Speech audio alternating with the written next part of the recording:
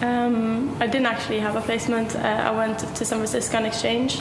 So I was there studying at San Francisco State University for a year. And then whilst I was there, I was also mentoring at a high school, teaching students about design. And I was doing some freelance work at the time as well.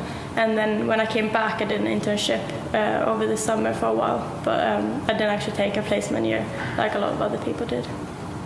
I'm doing a collaboration with a research team on campus. They are currently developing a textile that can both generate and store electricity. So basically it's like a solar cell, and the material will be very inexpensive because it's basically a thread that can be made like by the mile. So my initial brief was to find a suitable application for this material. The material has some restrictions. It can do things like power a light or a pump or so on, but wouldn't be able to, for example, heat up a kettle because that requires way too much power. So knowing those restraints, I started looking into areas where I could actually make a difference.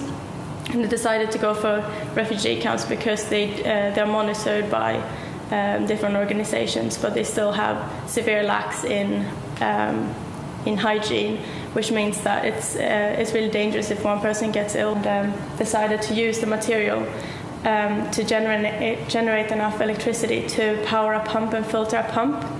So I use the material and the pump, and I'm using it in a shower, specially designed for refugee camps.